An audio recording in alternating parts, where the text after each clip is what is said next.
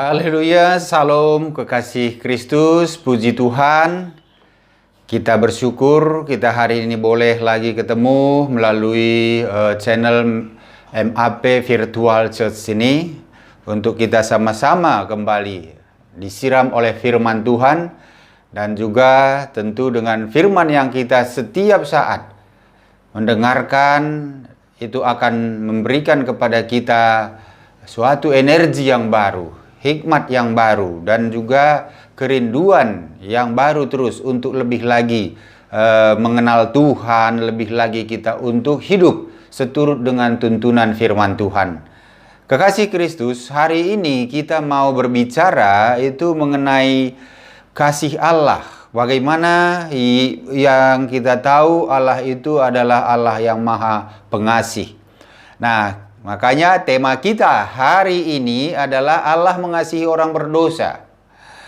Allah mengasihi orang berdosa. Di sini poin intinya itu mengenai Allah, Yunus dan Niniwe, ya, suatu kota di Asyur, ya, yang nanti akan kita lihat seperti apa ceritanya mengenai Yunus dan Niniwe ini dan apa yang dikehendaki Allah melalui Yunus terhadap kota Niniwe ini, ya, ibu kota Asyur ini. Nah, kita lihat firman Tuhan di Yunus 1 ayat 1 sampai 12. Yunus 1 ayat 1 sampai 12 saya bacakan buat kita. Perikopnya sini Yunus mengingkari panggilan Tuhan. Ayat 1, datanglah firman Tuhan kepada Yunus bin Amitai demikian, bangunlah, pergilah ke Niniwe, kota yang besar itu, berserulah terhadap mereka karena kejahatannya telah sampai kepadaku. Tetapi Yunus bersiap untuk melarikan diri ke Tarsis, jauh dari hadapan Tuhan. Ia pergi ke Yafo dan mendapat di sana sebuah kapal yang akan berangkat ke Tarsis. Ia membayar biaya perjalanannya, lalu naik kapal itu untuk berlayar bersama-sama dengan mereka ke Tarsis jauh dari hadapan Tuhan. Tetapi Tuhan menurunkan angin ribut ke laut. Lalu terjadilah badai besar sehingga kapal itu hampir-hampir terpukul hancur. Awak kapal menjadi takut, masing-masing berteriak-teriak kepada Allahnya, dan mereka membuang ke dalam laut segala muatan kapal itu untuk meringankannya. Tetapi Yunus telah turun ke dalam ruang kapal yang paling bawah dan berbaring di situ. Lalu ia tertidur dengan nyenyak. Datanglah nahkoda mendapatkannya sambil berkata, bagaimana mungkin engkau tidur begitu nyenyak? Bangunlah, berserulah kepada Allahmu.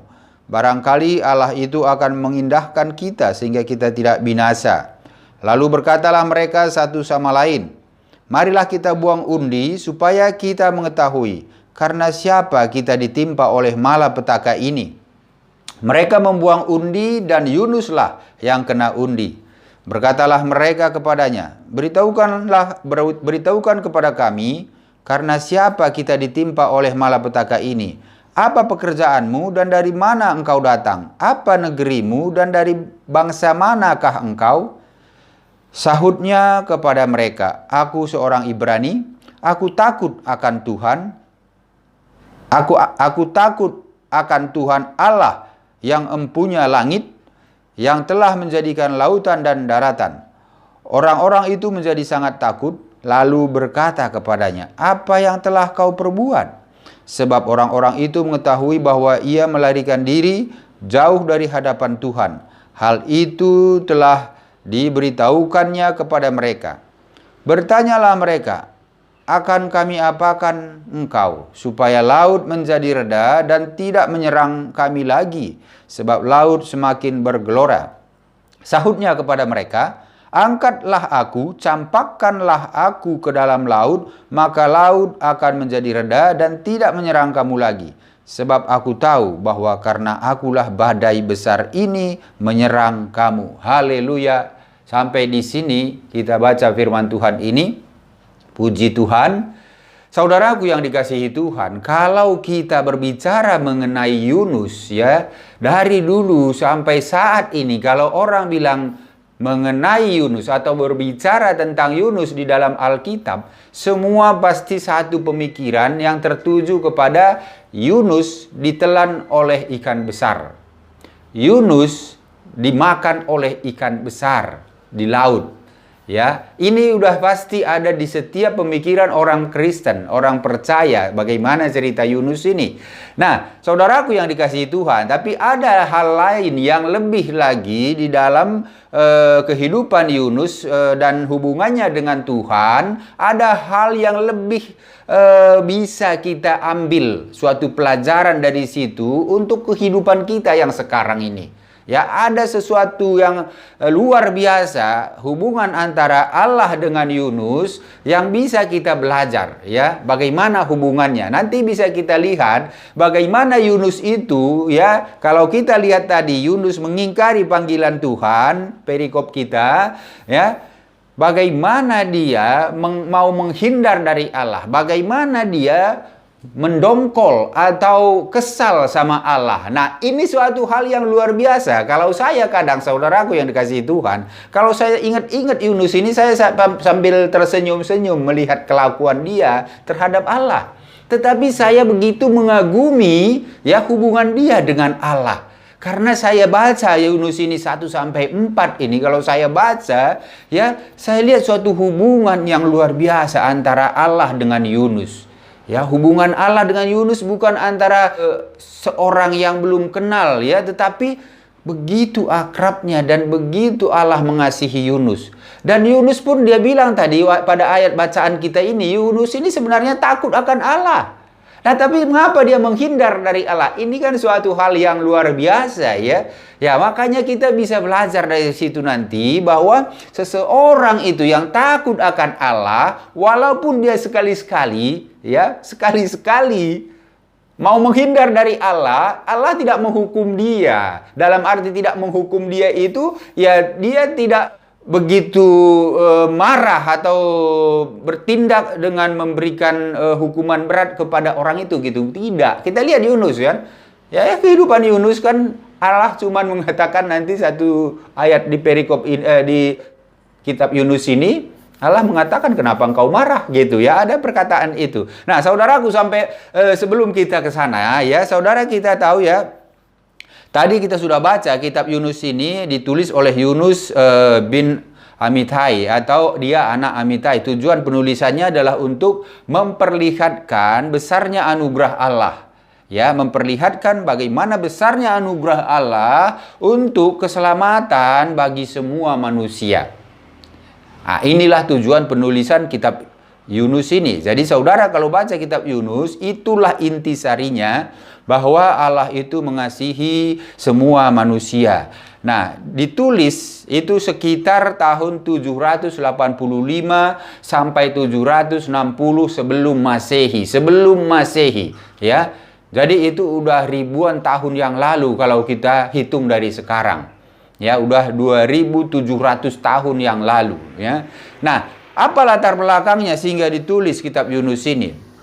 Ya, Yunus ini seorang yang melayani Tuhan sebelum Amos, sebelum Nabi Amos, ya. Nah, dia itu waktu itu di bawah pemerintahan Raja Israel, yaitu Yerobeam II. Nah, yaitu raja yang paling kuat waktu itu, ya. Nah, bangsa Asyur adalah musuh besar Israel ini. Mereka menaklukkan Israel pada tahun sekitar 722 sebelum Masehi, ya. Itu Asyur itu menaklukkan Israel. Nah, Niniwe merupakan ibu kota Asyur. Nah, kita lihat bahwa Allah mengutus Yunus ke Niniwe. Niniwe ini adalah ibu kota Asyur. Orang-orang Asyur ini sangat jahat. Mereka itu memamerkan kekuasaannya di hadapan Allah dan dunia melalui sejumlah tindakan kejam tanpa perasaan. Namun Allah mengasihi orang-orang Niniwe karena mereka dipandang Allah tidak mengerti kebenaran. Ya, tidak mengerti kebenaran. Sebagaimana Allah mengatakan mereka tidak bisa membedakan tangan kanan dari tangan kiri. Nah, itu kita bisa lihat di Yunus 4 ayat 11. Kita baca dulu sebentar ya, Yunus 4 ayat 11, supaya kita tahu bahwa kenapa Allah masih mengasihi Niniwe yang begitu kejam.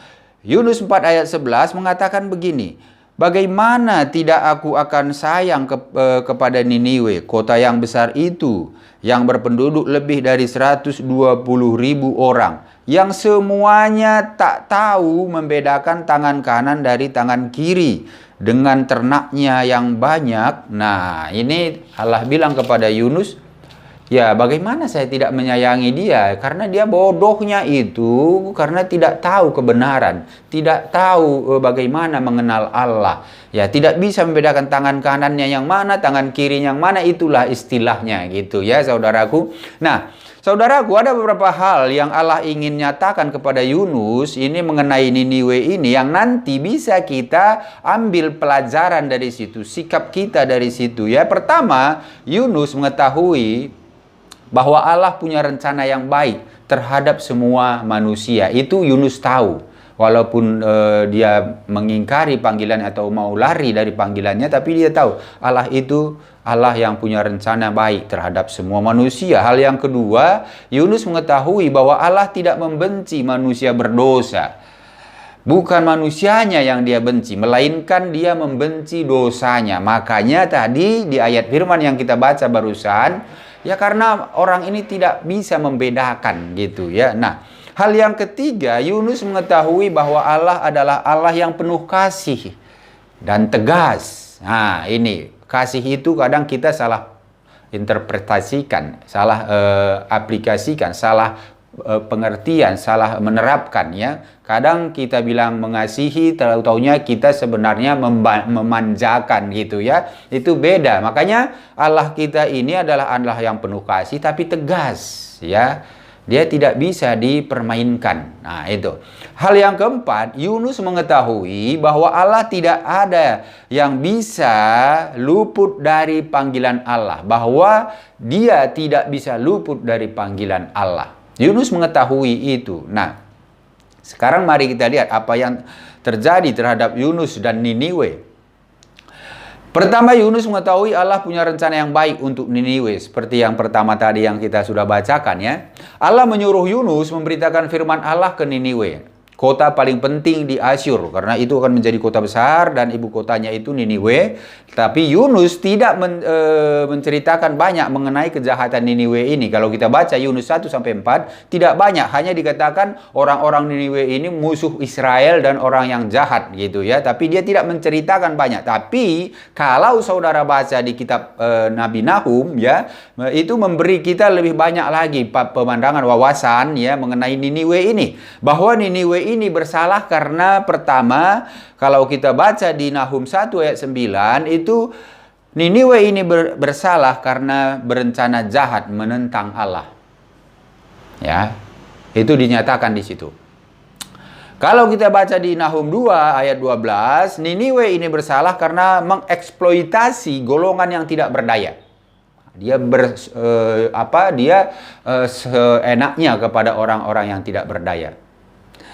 Nah, kalau kita lihat lagi di Nahum 2 ayat 13-nya ya, Niniwe ini bersalah karena bertindak kejam dalam perang ya. Ya, jadi sadis lah dalam perang begitu. Nah, kalau kita lihat di Nahum 3 ayat 4, Niniwe ini bersalah karena menyembah berhala, melakukan persundalan dan sihir. Nah, inilah kesalahan-kesalahan dari kota Niniwe ini yang saya percaya Yunus tahu gitu ya. Yunus tahu, tapi dia tidak menceritakan di Yunus ini, cuman dia mengatakan bahwa kenapa Allah begitu mengasihi sedangkan Niniwe ini adalah orang-orang yang jahat sekali ya, orang-orang yang tidak mengenal Allah. Kenapa Allah mengasihi?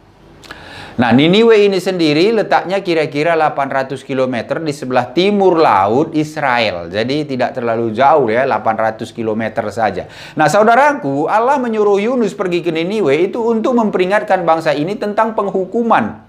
Ya, penghukuman Allah, dan bangsa itu bisa mendapat pengampunan belas kasihan Allah jika bangsa ini bertobat. Inilah yang disuruh Allah untuk diberitakan Yunus ke Niniwe. Ini merupakan tugas khusus dari Allah untuk dirinya ya, tapi Yunus tidak mau melakukan tugas itu. Ya, Yunus malah pergi menjauh ya dengan menaiki kapal ya di Tarsis. Dia menuju ke arah barat. Seharusnya Niniwe ke arah timur gitu ya. Jadi dia berlawanan arah, menjauh. Nah, sebelum kita lihat apa yang akan terjadi, kita lihat dulu sekilas Yunus ini seperti apa sebenarnya ya. Yunus ini merupakan seorang yang punya sikap berterus terang. Orangnya seperti itu. Tidak ada basa-basi dan apa adanya dia. Dia tidak suka, dia bilang tidak suka gitu ya. Dia bilang orang itu jahat, memang dia orang itu jahat gitu. Nah, Yunus juga itu adalah utusan Allah kepada bangsa musuh Israel dengan membawa pesan Allah. Ya, Yunus inilah utusan bangsa Israel untuk datang ke Niniwe, membawa apa yang dipesankan Allah untuk disampaikan di sana. Nah, Yunus juga adalah orang yang bertahan hidup setelah ditelan seekor ikan besar. Nah, ini yang tadi saya bilang bahwa semua kita orang percaya, orang Kristen tahu. Yunus berada 3 hari 3 malam di dalam perut ikan besar. Bukan ikan paus, tapi ikan besar. Kita tidak tahu ikan apa itu, saudaraku. Jangan bilang ikan paus ya, karena tidak disebutkan di situ ikan paus. Kalau zaman dulu ikan besar bisa aja ada lebih besar dari ikan paus, saudara. Ya, kita nggak tahu. Ya, kita tidak tahu itu. Allah bisa aja mendatangkan ikan yang khusus gitu, yang bisa menelan Yunus, tapi tidak mati di dalam perut ikan itu, bisa dia duduk mungkin di dalam gitu. Kita kalau bayangkan ikan paus, apa bisa orang duduk di dalam gitu ya, atau bisa tidur dengan begitu ya. Itu kita jangan membuat yang tidak ada di Alkitab ini kita ada-adakan gitu, jangan. Jadi ikan besar ya ikan besar, tapi kalau ada orang bilang ikan paus ya itu tidak tertulis di Alkitab. Nah, Yunus ini juga adalah sebagai orang yang membawa pertobatan sebuah kota besar sehingga terhindar dari penghukuman dan kehancuran. Inilah Yunus ini, dia membawa pesan untuk kota besar yang tadi kota Asyur tadi. Tapi ada kelemahannya Yunus. Ya, semua orang punya kelemahan, saudara. Nah, kelemahannya Yunus ini begini, dia mengira dapat menghindar dari Allah. Menghindar dari panggilan Allah dengan cara melarikan diri. Dia pikir bisa begitu. Nanti ya saya pergi aja, pasti nanti saya tidak akan memberitakan firman itu kalau saya menjauh ya, pergi gitu. Dia pikir bisa. Dan kedua, dia mengira dapat menghindar dari panggilan Allah dengan cara mengorbankan diri. Nah, kita tahu ya, pada saat di laut terjadi ombak yang membantai atau yang mau menghancurkan kapal yang dia tumpangi, tadi kita baca ya sampai diundi. Karena apa gitu? Karena saudara, pada zaman dahulu itu kalau ada sesuatu terjadi, hal-hal yang di luar dari kemampuan manusia seperti terjadi di laut gitu, yang tadinya saya percaya nahkoda kapal itu tahu kalau tidak ada musim ombak yang besar gitu, tetapi kok kenapa tiba-tiba datang ombak besar? Nah, ini pasti ada sesuatu yang dilakukan oleh orang-orang yang di atas kapal itu. Ada sesuatu yang mungkin mereka tidak memberikan sesajian. Mungkin itu pikiran dari nahkoda ini, tidak memberikan sesajen membuat Allah mereka gitu. Nah, makanya jadinya mereka saling bertanya satu sama lain gitu. Semua orang sudah takut karena kapal ini mau hancur, mau ditenggelamkan oleh ombak dan angin yang kencang gitu ya. Tetapi Yunus begitu tenangnya masuk ke buritan kapal, turun ke bawah, ya tidur nyenyak. Ada orang nggak begitu kalau dalam keadaan yang berbahaya? Nah, ini karena apa dia begini? Ini saya kadang tersenyum melihat sikap Yunus ini, saudara. Ya, saya bisa merasakan bagaimana pikirannya Yunus ya. Pasti dia berpikir, ya sudah, ini biar tenggelam saja, saya mati. Ngapain saya mau memberikan kabar kepada orang yang jahat, orang yang begitu kejam, orang yang tidak mau mengenal Tuhan, tetapi saya mau diutus Tuhan untuk untuk memberitakan itu ke sana. Mendingan saya mati saja. Nah, itu pikiran Yunus, makanya dia tenang. Ya udah terbalik, tenggelam gitu. Nah, nahkodanya memanggil dia. Yunus, kamu kenapa kok kamu bisa tidur tenang? Kita lagi dalam keadaan bahaya. Kenapa kamu bisa tidur tenang? Ayo, kita lihat karena apa ini terjadi. Nah, itu berundinglah mereka ini. Kan mereka punya Allah masing-masing gitu. Karena zaman dahulu itu kan ya apa yang mereka anggap itu keramat atau hal yang mungkin mereka percaya ya mereka menyembah itu gitu. Makanya bilang oke, berdoalah kepada Allah masing-masing begitu ya. Nah, sehingga mereka mengambil undi untuk dilihat karena siapa masalah ini. Nah, mereka percaya dengan hal itu. Nah, diundi akhirnya jatuh kepada Yunus bahwa dialah yang membuat masalah, begitu kira-kira hasil dari undi itu. Nah, sehingga mereka melihat kamu ini kenapa? Ya, mereka udah diceritakan Yunus bahwa dia itu lari dari panggilan Tuhan atau lari dari perintah Tuhan yang menyuruh ke Niniwe. Nah, jadi mereka ini jadi takut karena apa? Allah yang disembah Yunus ini mengadakan hal itu dalam arti gelombang itu atau laut itu menjadi seperti itu dan kapal ini hampir tenggelam, ya hampir hancur gitu. Mereka ini takut karena Yunus bilang, ya aku tidak taat kepada Allahku. Makanya terjadi seperti ini, begitu. Jadi mereka tahu bahwa yang membuat ini adalah Allah Yunus. Nah, makanya mereka bilang, apa yang harus kami lakukan kepadamu? Nah, Yunus ini coba saudaraku lihat ya, apa tindakan dan perkataan Yunus. Udah, kamu lemparkan saja saya ke laut, kamu akan aman. Nah, ini suatu yang luar biasa. Saya kalau baca ini, saya tersenyum dan ketawa kalau saya lihat cara pikir Yunus ini yang begitu tenang dan begitu tahu dia dan begitu kerasnya hatinya untuk tidak mau ke Niniwe gitu loh, ya. Tetapi dia tahu ya, kalaupun dia mati, dia tahu itu dia pasti masuk surga itu ya. Kalau enggak kan dia takut mati. Ini enggak. Udah lemparkan saja saya ke laut, biar kamu selamat. Sehingga apa? Harus dilemparkan. Dia harus dilemparkan dan dia dilemparkan oleh orang-orang yang di kapal itu, saudara.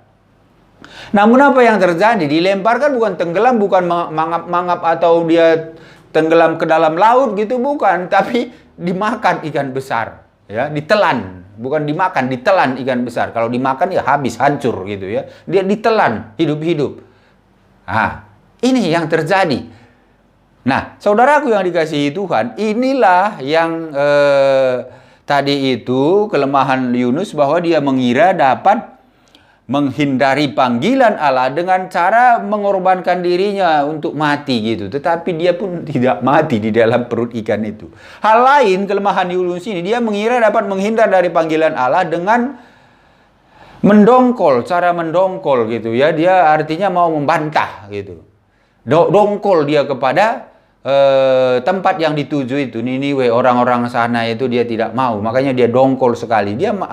Dia merasa itu bisa, tapi tidak bisa juga. Nah, saudaraku yang dikasihi Tuhan, keadaan zaman itu, Niniwe adalah kota paling penting di Asyur dan akan segera menjadi ibu kota kerajaan Asyur yang besar dan terkenal. Tetapi Niniwe juga adalah kota yang sangat jahat. Itulah yang sudah diketahui semua orang termasuk Yunus. Makanya Yunus semakin benci bangsa Asyur dan takut akan kekejaman mereka. Dia juga merasa takut kepada bangsa Asyur ini. Kebenciannya begitu besar sehingga dia tidak rela menerima belas kasihan Allah kepada bangsa itu. Nah, Yunus tidak ingin bangsa itu bertobat. Ya, kalau kita lihat di Yunus 4 ayat 2 sampai 3, saya bacakan ya, Yunus 4 ayat 2 sampai 3 dikatakan begini. Dan berdoalah ia kepada Tuhan, katanya, ya Tuhan, bukankah telah kukatakan itu ketika aku masih di negeriku? Itulah sebabnya maka aku dahulu melarikan diri ke Tarsis, sebab aku tahu bahwa Engkaulah Allah yang pengasih dan penyayang, yang panjang sabar dan berlimpah kasih setia, serta yang menyesal karena malapetaka yang hendak didatangkannya. Jadi sekarang ya Tuhan, cabutlah kiranya nyawaku, karena lebih baik aku mati daripada hidup. Tetapi firman Tuhan, layakkah Engkau marah? Nah, ini saudaraku yang dikasihi Tuhan ya. Kalau kita lihat di sini tadi, bahwa Yunus tidak ingin bangsa itu bertobat, agar Allah menghancurkannya saja gitu. Apa yang kita lihat dari ini? Kita bisa refleksi sekarang, gambaran Yunus ini adalah sikap keengganan bangsa Israel, ya, keengganan bangsa itu pada umumnya untuk berbagi kasih dan rahmat Allah dengan orang lain, karena mereka itu membanggakan diri dengan bahwa mereka ini adalah bangsa pilihan. Itu terjadi sampai sekarang ini. Mereka tetap merasa bahwa melalui mereka lah semua bangsa itu bisa selamat, atau mereka itulah satu-satunya yang bangsa pilihan Allah, dan mereka tidak ingin supaya bangsa lain pun mendapat anugerah dan rahmat Allah. Ini juga terjadi sebenarnya pada pemikiran Yunus ini, ya. Walaupun tugas ini Allah yang berikan kepada dia, ya. Kalau kita lihat di Kejadian 12 ayat 3 dikatakan begini, "Aku akan memberkati orang-orang yang memberkati engkau dan mengutuk orang-orang yang mengutuk engkau. Dan olehmu semua kaum di muka bumi akan mendapat berkat." Nah, inilah firman Tuhan, ya, kepada Abraham waktu itu, supaya nanti semua bangsa, ya, mendapat berkat melalui keturunan dia. Ini yang mereka tetap pegang, ya. Nah, mereka tidak ingin orang-orang yang bukan Yahudi atau bangsa lain memperoleh perkenanan Allah. Inilah jahatnya juga pemikiran bangsa-bangsa Israel ini atau orang Yahudi ini. Saudara, ada beberapa yang sangat penting untuk menjadi pembelajaran bagi setiap orang percaya zaman sekarang ini, setiap kita. Ya, pertama itu kita harus tahu Allah adalah Bapa yang baik, yang selalu mau mengajar anaknya dengan kasih. Ya, dia mau mengajar anaknya dengan kasih. Kalau kita lihat Yunus 4 ayat 1 sampai 4, ya, dikatakan tadi di sini, "Tetapi hal itu sangat mengesalkan hati Yunus, lalu marahlah ia dan berdoalah ia kepada Tuhan, katanya, 'Ya Tuhan, bukankah telah kukatakan itu ketika aku masih di negeriku? Itulah sebabnya maka aku dahulu melarikan diri ke Tarsis, sebab aku tahu bahwa Engkaulah Allah yang pengasih dan penyayang, yang panjang sabar dan berlimpah kasih setia, serta yang menyesal karena malapetaka yang hendak didatangkannya. Jadi sekarang ya Tuhan, cabutlah kiranya nyawaku, karena lebih baik aku mati daripada hidup. Tetapi firman Tuhan, layakkah Engkau marah?'" Nah, saudaraku yang dikasihi Tuhan, Yunus marah karena orang Yahudi umumnya tidak ingin membagikan pesan Allah kepada bangsa-bangsa lain. Sama halnya seperti mereka menolak tugas tersebut pada zaman Rasul Paulus juga, ya. Kalau pada zaman Rasul Paulus di 1 Tesalonika 2 ayat 14 sampai 16 itu dikatakan, "Sebab kamu saudara-saudara telah menjadi penurut jemaat-jemaat Allah di Yudea, jemaat-jemaat di dalam Kristus Yesus, karena kamu juga telah menderita dari teman-teman sebangsamu segala sesuatu yang mereka derita dari orang-orang Yahudi. Bahkan orang-orang Yahudi itu telah membunuh Tuhan Yesus dan para nabi dan telah menganiaya kami. Apa yang berkenan kepada Allah tidak mereka pedulikan, dan semua manusia mereka musuhi, karena mereka mau menghalang-halangi kami memberitakan firman kepada bangsa-bangsa lain." Nah, inilah sifat karakter orang Yahudi itu, yang merasa bahwa mereka itu adalah bangsa yang hanya berhak untuk menerima berkat dan rahmat Tuhan. Makanya waktu Paulus juga memberitakan firman ini, mereka itu menghalang-halangi, ya, agar bangsa lain tidak mendapat keselamatan. Nah, demikianlah mereka terus-menerus menambah dosa mereka sampai genap jumlahnya, dan sekarang murka telah menimpa mereka sepenuh-penuhnya. Nah, ini dari zaman dulu sampai zamannya Rasul Paulus, orang Yahudi ini tetap berpegang pada itu. Makanya sampai sekarang orang Yahudi tidak percaya kepada perjanjian baru, ya. Karena mereka merasa tetap bahwa dialah bangsa yang hanya berhak untuk mendapat anugerah dan perkenanan Allah. Nah, makanya waktu Paulus juga di 1 Timotius 2 ayat 14 sampai 16 ini tadi mengatakan orang-orang Yahudi itu malah membunuh Yesus. Ya, karena Yesus memberitakan itu untuk semua orang, bukan hanya di Yerusalem, tapi juga ke Samaria, ya, sampai dia juga menyuruh murid-muridnya untuk memberitakan ke ujung bumi, ya. Nah, ini buat mereka itu menyalahi, gitu loh. Nah, inilah yang tidak diketahui oleh orang-orang Yahudi. Ini juga terjadi pada pemikiran Yunus sebenarnya, begitu, ya. Nah, makanya saudaraku, kita harus mengetahui bahwa Allah adalah Bapa yang baik, yang selalu mengajar anaknya dengan kasih. Nah, walaupun demikian, ya, Yunus itu tetap dikasihi oleh Tuhan. Inilah yang saya bilang awal tadi, saya sangat terberkati dengan membaca firman di Yunus ini, karena saya lihat Yunus walaupun salah pengertian mengenai Allah, tetapi karena dia takut akan Allah, ya, dia tetap dikasihi Allah. Ya, Yunus tadi bilang lebih baik aku mati saja. Apa coba seorang yang bukan apa-apa, ya, bisa berbicara atau mengutarakan seperti itu perkataan kepada Allah yang maha besar? Bisa aja dia langsung dimatiin sama Allah gitu loh. Kalau Allah itu bukan kasih, dan kalau Allah itu bukan seorang Allah yang panjang sabar dan mengajar dan mendidik, ya. Tapi Allah kita itu memang luar biasa, saudaraku yang dikasihi Tuhan. Ya, jadi di sini kita belajar, ya, Yunus ini mengatakan seperti itu karena apa? Sama seperti karena dia lihat, ya, orang Asyur ini orang yang jahat.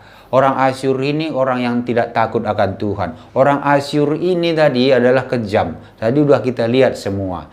Nah, jadi kalau kita ilustrasikan sebagai umpamanya nih, seorang orang tua, bapak dengan anak.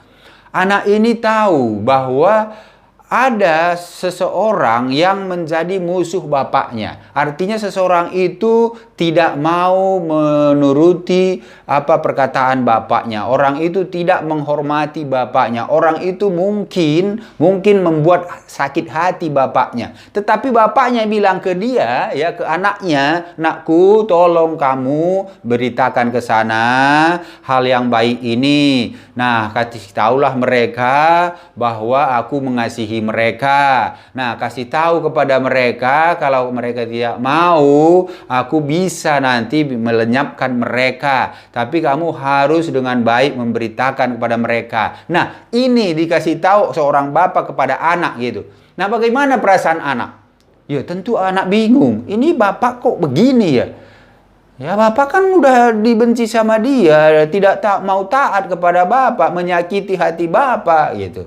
Kenapa bapak mau lagi melalui saya menyuruh ke sana? Mendingan saya mati aja lah daripada musuh bapak sendiri. Bapak kasihi musuh bapak sendiri, bapak mau selamatkan begitu. Itu kan perasaan seorang manusia yang dengan logika berpikir, ya, merasa itu tidak masuk akal gitu. Nah, tapi saudaraku yang dikasihi Tuhan, itulah Allah kita, Allah yang besar. Makanya dia juga kepada Yunus tidak menghukum Yunus. Walaupun Yunus ini kelihatannya seolah-olah itu menantang Allah gitu, ya. Seolah-olah. Tetapi sebenarnya karena itu tadi. Karena Yunus ini melihat musuh Allah, tapi Allah mengasihi dia. Nah, sementara Yunus ini begitu taat kepada Allah. Nah, ini saudaraku. Jadi kalau kita lihat di sini, bangsa Israel lupa bahwa tujuan semula Allah bahwa bangsa Israel menjadi berkat bagi bangsa-bangsa yang lain dengan cara membagikan pesan Allah kepada bangsa-bangsa lain, ya. Di Kejadian 22 ayat 18 dikatakan, "Oleh keturunan mula semua bangsa di bumi akan mendapat berkat karena engkau mendengarkan firman-Ku." Jadi memang melalui bangsa ini, bangsa lain bisa diberkati, tetapi bangsa ini juga harus membagikan pesan Allah kepada bangsa lain. Nah, Yunus berpendapat bahwa Allah tidak seharusnya memberikan keselamatannya dengan cuma-cuma kepada suatu bangsa yang tidak mengenal Allah dan bangsa yang jahat. Nah, ini adalah pelajaran bagi kita semua saat ini bahwa Allah tidak membeda-bedakan manusia ciptaannya. Mereka yang datang kepadanya dengan iman dan bertobat akan diselamatkan. Seperti Niniwe ini. Ya, begitu Yunus memberitakan firman kepada dia, ya, dikatakan bahwa kalau kamu tidak bertobat, Allah akan menghancurkan semua rakyatnya di sana, manusia yang ada di sana, semua bertobat sampai raja-rajanya pun bertobat. Rajanya pun turun, mengoyakkan pakaiannya, membubuhkan debu di kepalanya, itu tanda pertobatannya. Ya, semua bertobat sampai binatang peliharaan mereka pun tidak boleh makan. Itu luar biasanya. Jadi benar yang Allah bilang tadi, karena memang ketidaktahuan dari orang Niniwe ini, ya, ketidaktahuan dia sehingga dia melakukan hal yang jahat. Nah, begitu dikasih tahu oleh Yunus, Bagaimana Allah akan menghancurkan dia? Langsung mereka bertobat. Nah, jadi apa yang dipikirkan oleh Yunus dengan apa yang diketahui oleh Allah ini sangat jauh berbeda. Jadi kadang jangan pikiran kita, ya, penglihatan kita, perasaan kita bawa untuk ukurannya mengasihi seseorang gitu. Nah, kalau kita mengasihi seseorang dengan perasaan, pikiran, dan penglihatan kita saja, bukan ukurannya adalah firman Tuhan, nah kita tidak akan pernah mengasihi orang yang dikasihi Allah walaupun dia orang yang berdosa. Ya, kita akan mengasihi orang yang baik aja. Makanya firman Tuhan di Perjanjian Baru bilang, kalau kamu baik kepada orang baik, apa upahmu? Ya. Kalau kamu memberi orang yang bisa membalas pemberianmu, apa upahmu? Tidak ada. Itu maksudnya Tuhan. Makanya saudaraku yang dikasihi Tuhan, kalau di hidup kita di dalam percaya kepada Tuhan Yesus ini, kasih itu adalah kasih yang tidak membedakan. Kasih itu adalah kasih yang tidak mengharapkan imbalan. Ya, jangan bilang saya mengasihi. Ukuran kita ini belum tentu, ya, saudaraku, kita bisa lebih baik daripada Yunus ini, belum tentu. Ya, kita mungkin juga bisa sama kayak Yunus, atau mungkin lebih jelek dari Yunus juga karakter dan sifat kita. Tetapi Yunus ini juga menyadari dan dia tahu persis kalau Allah itu adalah Allah Maha Pengasih dan Allah Maha Penyayang. Dia tahu persis. Ya, makanya dia tidak mau ke Niniwe karena kalau dia ke sana pasti Allah menyelamatkan mereka gitu. Ya. Nah, ini hal yang kedua, Allah adalah Bapa yang panjang sabar. Ya, kalau saudara baca nanti di Yunus 4 ayat 6 sampai 11, di situ Allah melayani Yunus dengan sabar seperti yang Allah lakukan kepada Niniwe dan Israel. Dia sabar karena ketidakmengertian. Nah, demikian juga Allah lakukan kepada kita semua orang percaya saat ini. Dia akan sabar kepada kita kalau hal-hal yang kita tidak ketahui. Tetapi kalau kita sudah ketahui, kita masih melakukan kesalahan dan dosa, Allah itu pasti akan menghukum, ya. Ya, menghukum dalam arti ya dia tidak membiarkan dosa itu yang terus Anda lakukan begitu. Nah, Allah bisa saja menghancurkan Yunus. Kalau kita lihat tadi apa yang dilakukan Yunus, karena kemarahan Yunus yang bersifat menentang Allah, tetapi sebaliknya Allah mengajarkan kepada Yunus sebuah pelajaran yang berharga baginya. Bahwa Allah mengetahui apa yang Yunus tidak ketahui, dan Allah juga memberikan pelajaran kepada Yunus bahwa Allah itu adalah Allah yang mengasihi sesama manusia ciptaannya. Dan seluruh ciptaannya dikasihinya. Nah, Yunus marah karena pohon jarak layu. Kalau kita lihat tadi, ya, bukan apa yang terjadi pada Niniwe. Tetapi ini memberikan pelajaran bagi kita bahwa kebanyakan orang, ya, menangis atau bersedih karena kehilangan barang kesayangannya atau barang yang berharga. Itu dia bisa memikirkan, bisa sedih, bisa nangis, ya, bisa marah karena kehilangan barang kesayangannya. Tetapi pernahkah kita menangis atau bersedih karena ada seorang teman kita atau keluarga kita yang tidak mengenal Allah? Pernahkah kita menangis bersedih karena itu? Kalau Yunus tadi karena pohon jarak yang ditumbuhkan Allah dalam waktu semalam itu bisa melindungi dia dari terik matahari, dan besoknya itu layu karena atas perkenanan Allah, Yunus marah, dia bilang mati saja saya. Nah, ini di sini juga Allah itu memberikan pelajaran kepada Yunus, ya, bahwa kenapa kamu marah, kata Allah kepada Yunus. Pohon jarak itu aku yang menumbuhkannya, aku juga yang mematikannya, bukan kamu. Kenapa kamu marah kepada aku? Bukan kamu yang menanamnya, bukan kamu yang membuatnya bertumbuh gitu. Nah, sedangkan katanya kamu begitu sayang kepada pohon jarak tadi yang melindungi kamu, yang bukan dari hasil usahamu, bukan dari hasil keringatmu membuatnya. Bukan engkau yang membuatnya bertumbuh. Itu pun kamu sayang. Bagaimana aku tidak menyayangi Niniwe yang ciptaanku, ya? Itulah artinya yang disampaikan Allah, yang ciptaanku sendiri, manusia ciptaanku yang begitu banyak, ratusan ribu, ya, yang tidak bisa membedakan mana tangan kanan dari tangan kiri. Bagaimana aku tidak menyayangi mereka? Kalau kamu bandingkan apa yang kamu sayangi pohon jarak tadi, ya tentu aku lebih lagi menyayangi Niniwe. Nah, ini pembelajaran bagi kita, saudaraku.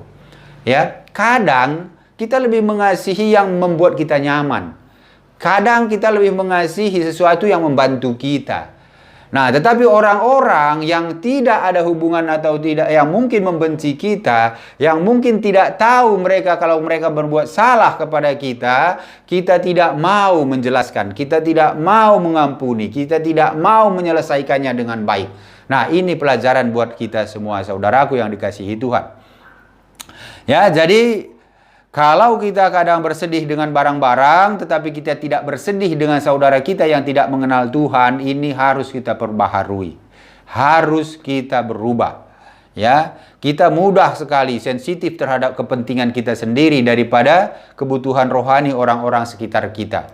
Siapa sekitar kita? Ya, keluarga kita, saudara kita yang mungkin mereka itu suam-suam kuku terhadap Allah. Ya, kita harusnya bisa mengarahkan mereka, bisa mengasihi mereka dan memberikan pengajaran yang baik kepada mereka, memperkenalkan Allah dengan baik. Ya, nah, saudaraku yang dikasihi Tuhan, inilah firman yang kita renungkan. Jadi kesimpulan dari apa yang kita baca ini tadi, bahwa pertama itu Allah adalah Allah yang berdaulat, penuh kasih dan panjang sabar. Ya, seperti Yunus tadi mengingkari panggilannya dengan menghindar, pergi menjauh, tetapi Allah tetap sabar, menjangkau dan menyadarkan dia kembali.